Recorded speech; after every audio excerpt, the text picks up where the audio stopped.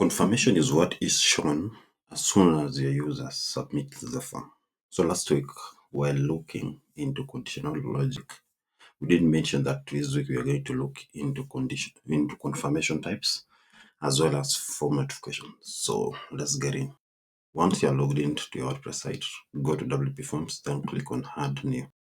Once the form builder is open, for this, I'm going to begin by confirmation type.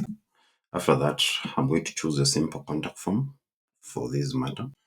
Now to go to rather set up the form confirmation, you head over to settings, then click on confirmation.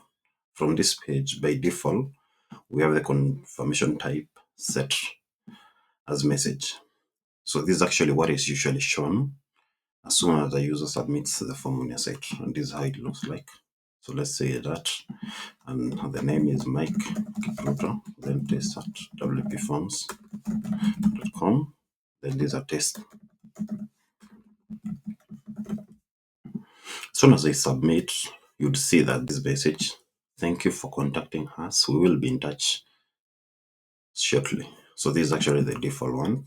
However, there are different types of confirmation. We have the message we've already seen, which is the default. We have the show page. So the show page, it will allow you to choose the page to show. For example, you'll say that I want to go to contact us page, and possibly I want it to open a new tab. And the good thing is that you can pass in some URL parameters.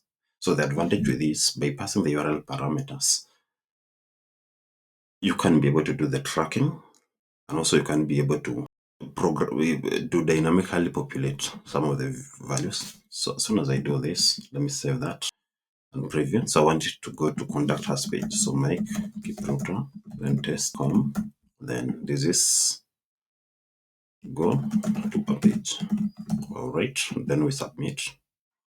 As soon as we submit, you'll see that it opens in the new tab and it reloads the form simply because we only wanted it to open in a new tab. So if I do that and say that, so it should now submit, but in this case, after submitting, it is going to the contact us page.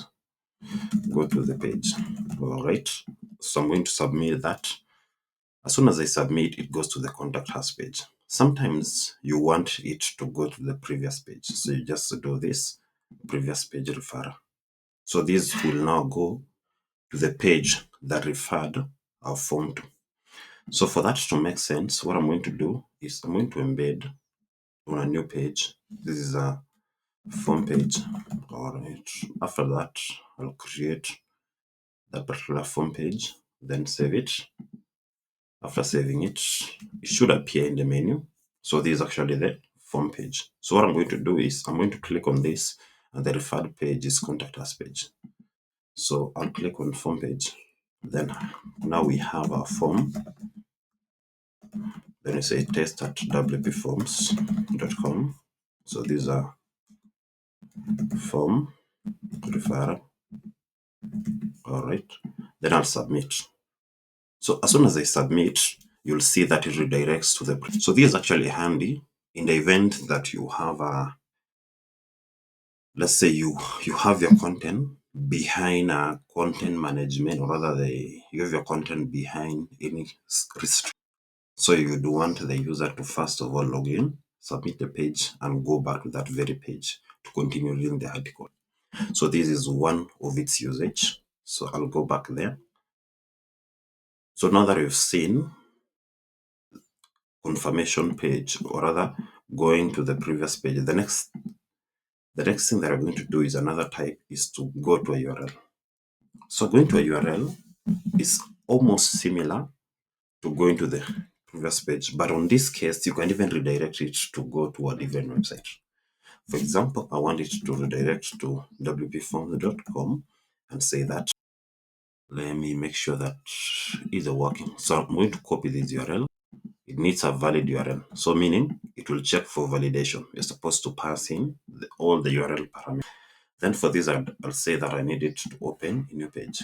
So I'll go back to the page with our form. So this is our form page. Reload this page. Let me see. It's opening a new tab. So this is my keep router. Go at, let's say, go at gmail.com. Then this is testing. After that, we hit submit. As soon as we submit, you'll notice that it opens this in a new tab and it reloads our form. So this is actually handy in the event that you are running a giveaway.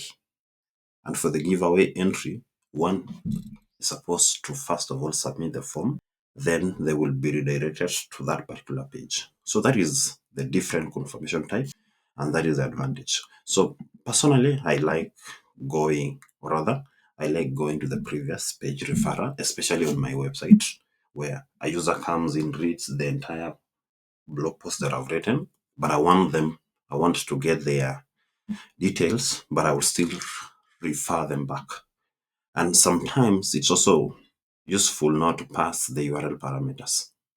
So this is actually similar to the query string. The same way that you use query strings in WP Forms. Let me show you. So I'm going to do a quick search for that. And if you go to adding a query string, so this is actually how to pass the query string. For example, this query key, Mike. So if I copy this query, then now you pass in why are you contacting us, for example, contact us, do that. So this is a query string reason. So I'll come back right here.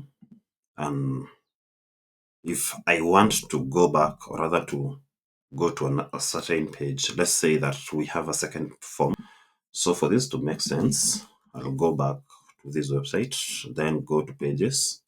And now from the pages, I'm going to edit this.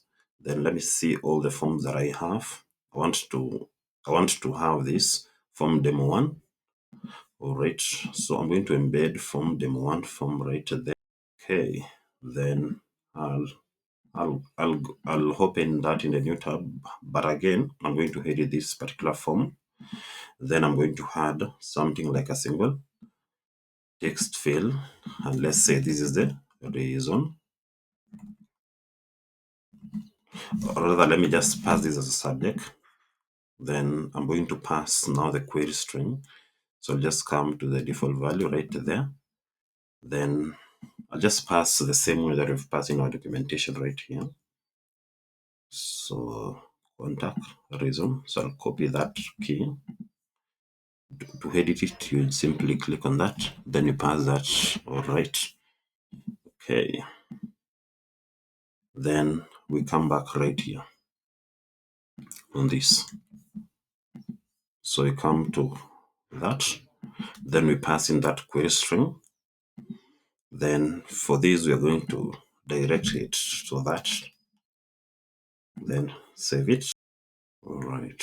So after doing that, I'm going to go to that particular page that has the form. So this is the form page. So I'm going to view it. So this is it.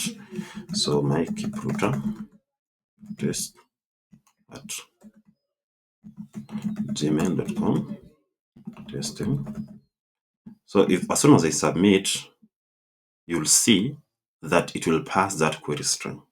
So sometimes you may want to capture the name, you may want to capture the email as well as the message, then you can pass into the next. So that is what we call the dynamic, or rather prefill by the URL and using the query string. So I'm going to look into that in the next video. So please feel free, or rather be sure to subscribe and turn on the notification bell so that in the event that I will be uploading that video, you get a chance to see as I dive deeper on the query strings and the prefill by the URL.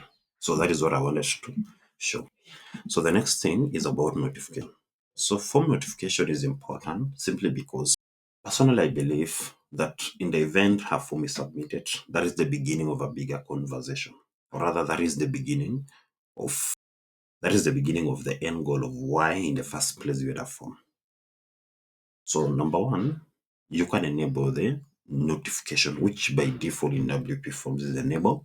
And in our very vast video, I took us through how to fix the email delivery issue. So if you haven't gotten the chance to watch, feel free to watch the video. I will include it in the description. box below so that you can get the chance to set up your first email notification. And in that, I highly recommend using SendLayer, which will work just fine. Now that we have that said, so this is actually all you need to know about notification in WP Forms. Number one, you can set the send to address. So by default, we have set to the site administration. So that is actually the email that it will receive notification in place.